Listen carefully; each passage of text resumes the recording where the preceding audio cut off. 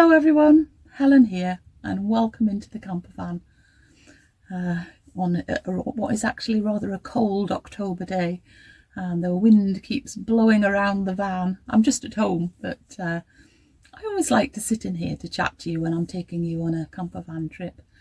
And yes, so today it is the next part of my husband Phil and I's summer trip in the campervan. We went from our home here in Durham to the Western Highlands of Scotland. And so far, I've taken you all over the place, haven't I? This is the fourth part. And when I left you last time, we'd just driven off the ferry onto the little island of Raasay, which is just off the east coast of Skye. And we hadn't been there before, so we were very excited to go and see what there was there. And so that's where I'm going to take you today. So the first thing we needed was a cup of tea. So we decided to combine finding a stopping place with a visit to some industrial heritage.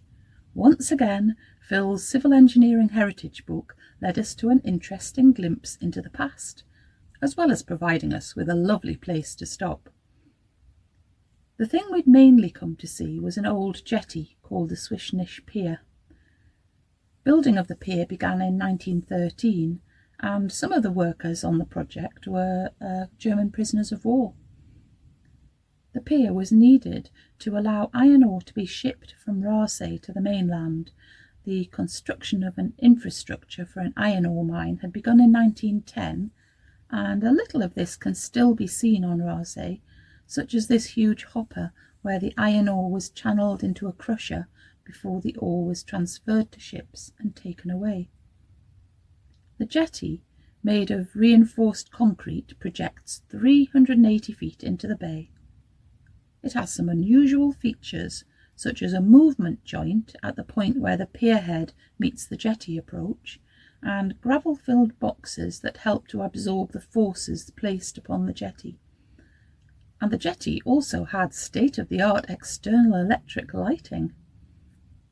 The mine was in operation until 1920, and after the jetty fell into disrepair, a new jetty was built at nearby Clachan that was suitable for the roll-on, roll-off design of ferry that's used today and that we'd crossed on. The anchor lying here has a swastika on it. Apparently it was made long before the Second World War by a company in Sunderland in northeast England whose logo happened to be a swastika and had nothing to do with the later political party in Germany.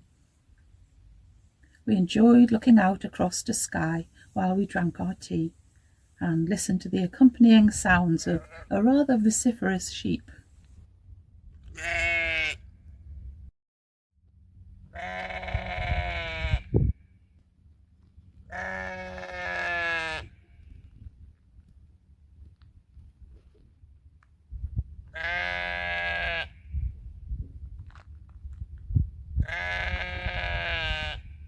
We got underway again to see what else there was to discover.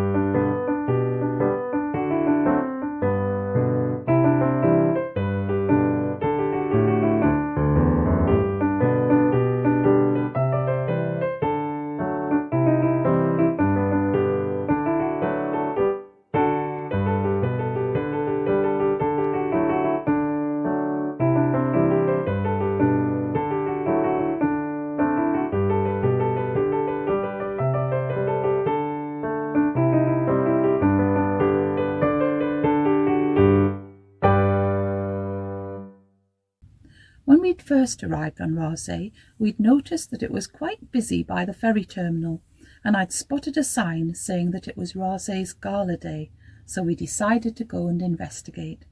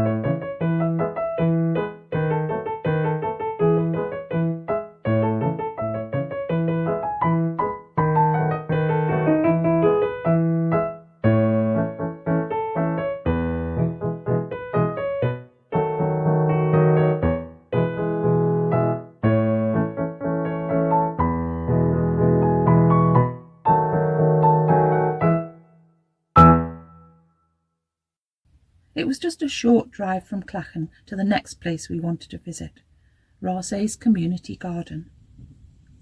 There's been a walled garden here since at least the middle of the 16th century.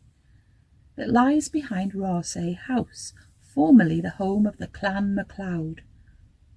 The most famous visitors here were Dr. Samuel Johnson and James Boswell in 1773, and Boswell wrote of his visit, "Such a seat of hospitality amidst the winds and the waves fills the imagination with a delightful contrariety of images.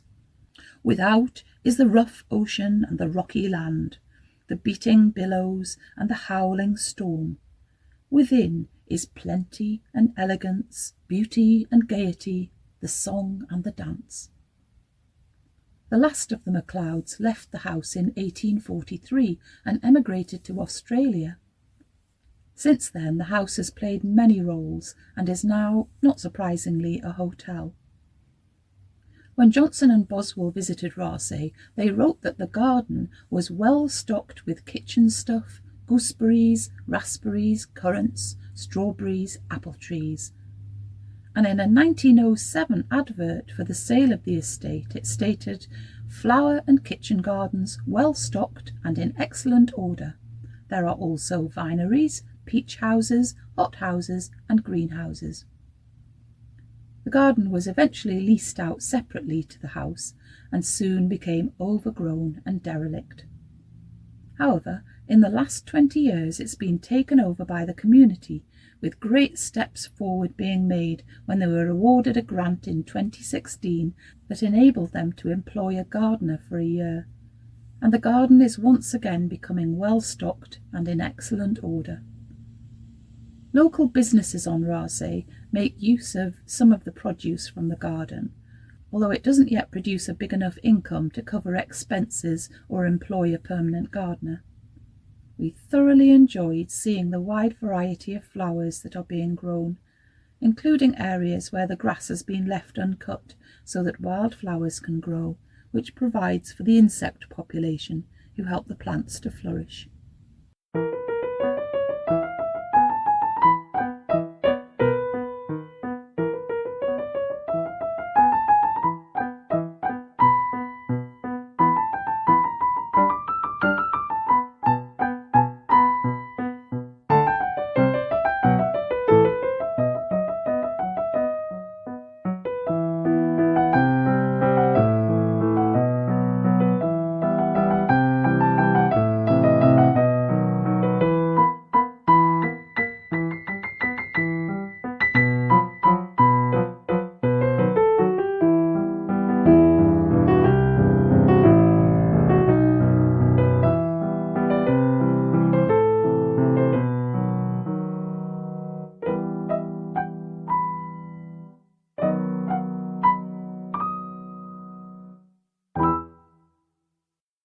We then headed towards the northerly end of the island, keeping our eye out for somewhere that we might be able to park for the night.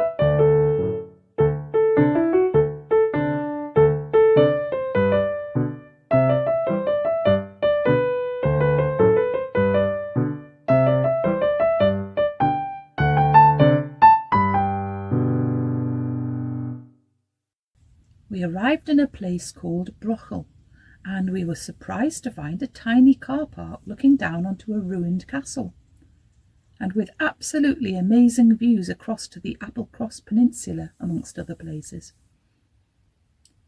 What a marvellous place to enjoy our cups of tea. I sat out there with my ginger biscuit that I'd baked before we left home and my cup of tea, and I felt on top of the world.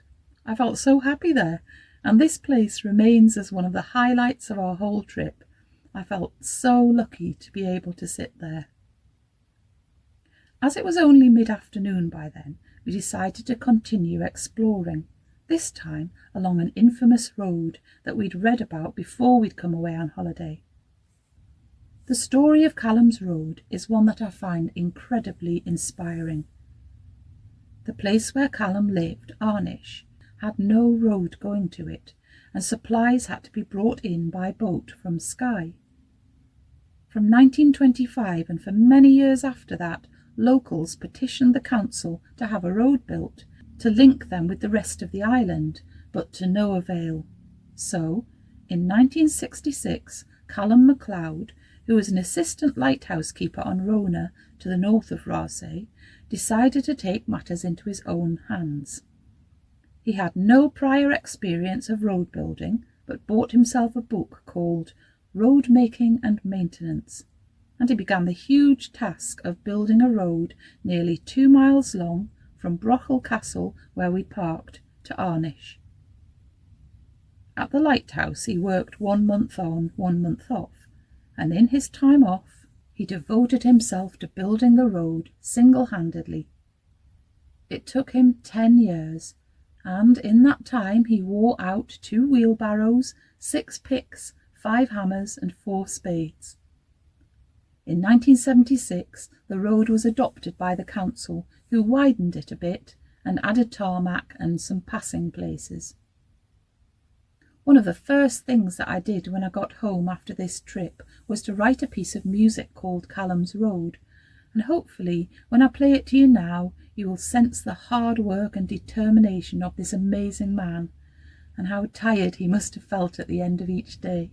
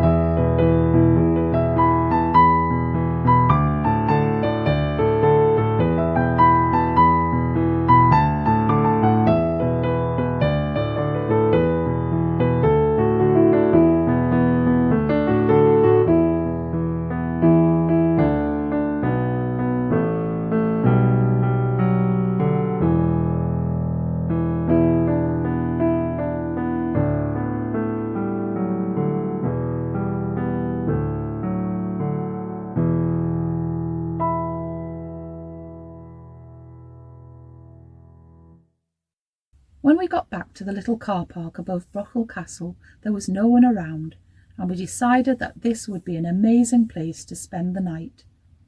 We saw no other person or vehicle during the time we were there, and thoroughly enjoyed the feeling of being in a remote but beautiful location. As the rain started to fall, we got on with cooking some tea. We softened some mushrooms and courgettes and cooked some tortelloni in another pan. We added a ready-made tomatoey sauce that we'd bought, stirred it into the vegetables, then added the cooked tortelloni. It tasted excellent. I then spent a good part of the evening sewing, working on the Quilt As You Go project that I had with me. The next morning the rain had gone. There wasn't a breath of wind, and surprisingly no midges, and the sea was like glass. There was a beautiful light in the sky which was reflected in the wide expanse of sea that we looked out upon. We could hear only bird song and the occasional bleating of a sheep. No other sounds could be heard at all. It was so blissful, and one of those experiences that you want to keep in your memory forever. Time felt as though it was standing still, and I felt that I would be happy to stay there for a very long time. Phil was keen to take a closer look at Brochel Castle, so we headed off down the steep slope, while I continued to sit quietly in the van, contemplating and absorbing the calmness of that peaceful place. Brochel Castle can't be explored fully because it's in a very poor state of repair, and there are signs on it saying no admittance is allowed due to the site being unstable and dangerous. Little is known about the origins of the castle, although local legends say that the MacSween clan were the first to build a fortification here. However, it's likely that the ruins we see now were once part of a castle built by the MacLeod clan when they came here in the early 1500s. It's thought that the family lived here until 1671, when they moved to Raasay House, which I mentioned earlier. The castle was built on a rock that was 15 metres or 50 feet above the sea, above a small bay and beach. It has an extensive view over the sea, so that anyone approaching the island could have been spotted easily, with plenty of time for the castle occupants to prepare to defend themselves. The castle really was in a great position for defending itself. An early written description in 1549 mentioned that Brochel had a fair orchard, which suggests that it was inhabited then.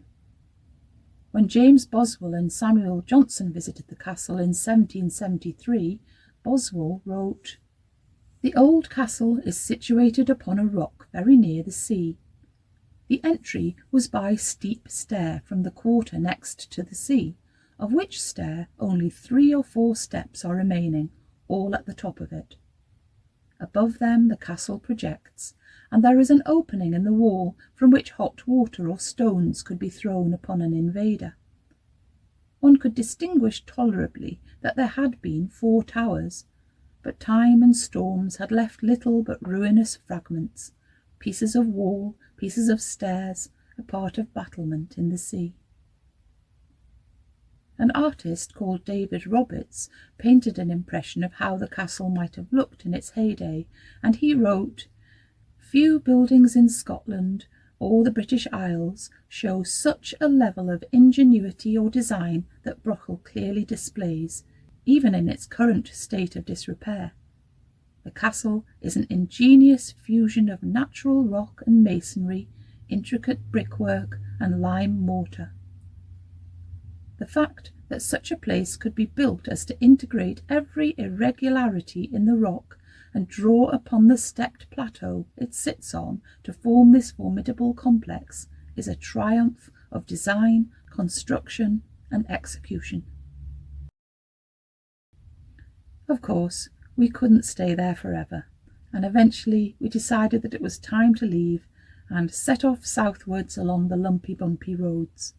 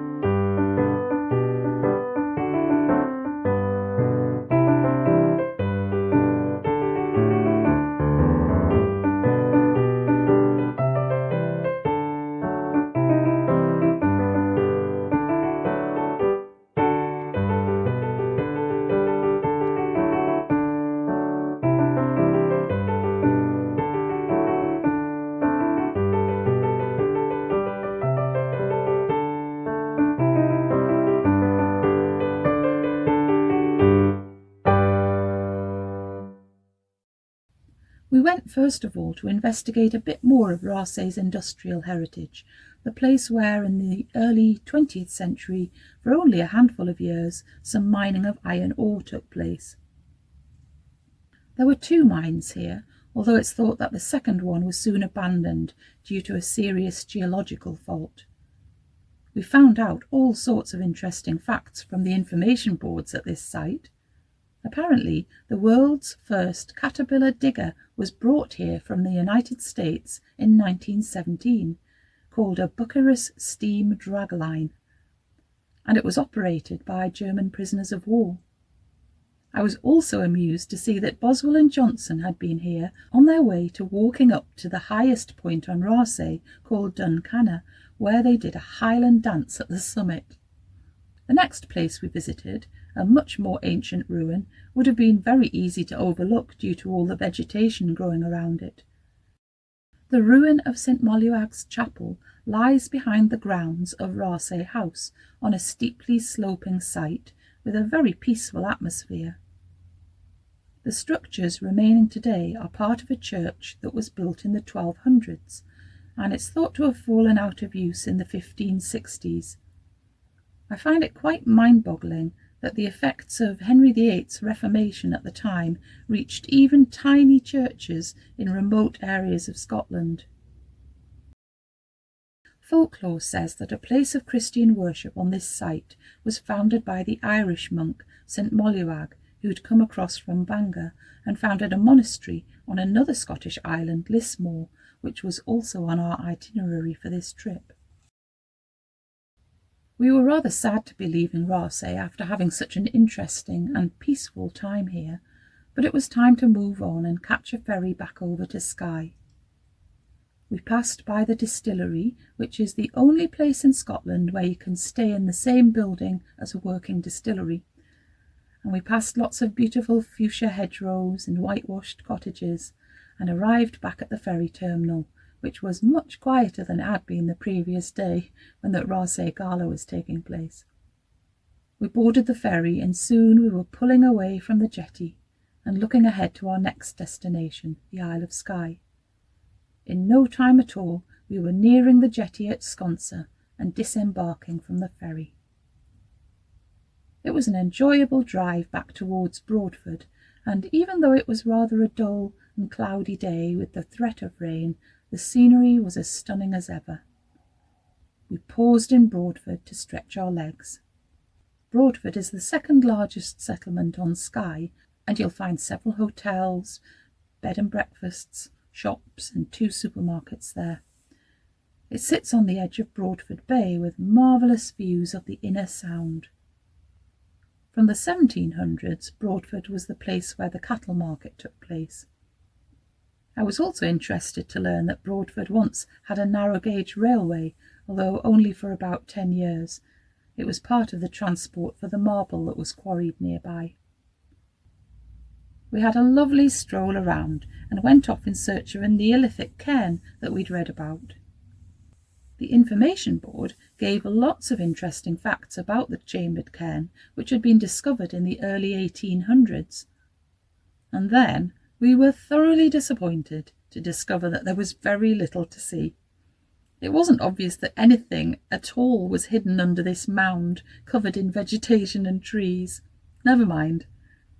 We saw on the map that there were 2 more cairns not too far from Broadford, and although we could tell with our experience of previous cairn spotting that there was something here, there was no extra information available, so we didn't stay there long and instead got on the road again to go and visit our friends who live on Skye. We had a thoroughly enjoyable overnight stay with Margaret and Martin, a lovely catch-up, plus the chance for a shower and a very comfortable bed with a beautiful sea view from the window. We were sorry to be leaving the next morning, but we had a ferry to catch across to Mallaig, so off we went across from Skye and back to the mainland.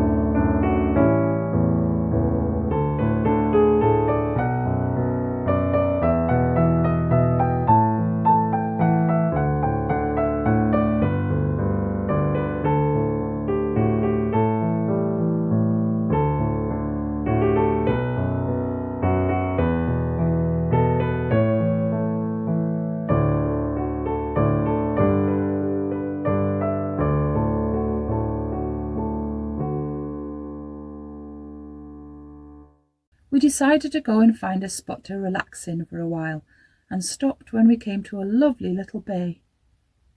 It soon started to rain, so after having lunch and some time to chill out, we set off again. The rain didn't let up for the rest of the afternoon and evening. We were continuing to head south, and we did pause to look at a railway viaduct with an interesting story that we found in Phil's Civil Engineering Heritage book. The Loch Nan Uam viaduct was built as part of the West Highland line at the end of the 19th century, and for many years local legends said that there was a horse entombed in one of the viaducts, maybe Glenfinnan, in one of the pillars supporting the arches. A couple of attempts to investigate the truth of this were carried out, which found no sign of horse remains. But in 2001, a new radar imaging technique discovered that the legend was true. Apparently, a horse with a large load on its cart was accidentally dragged down inside the pillar. There being no chance that it had survived the fall, the horse was buried inside the pillar. We spent our evening at the Mingari Park restaurant and had some excellent food. I can't remember exactly what Phil had, but it was very nice, and my choice was a venison burger, and we enjoyed our desserts too, while looking out at the rainy grounds and being entertained by the ducks who live there.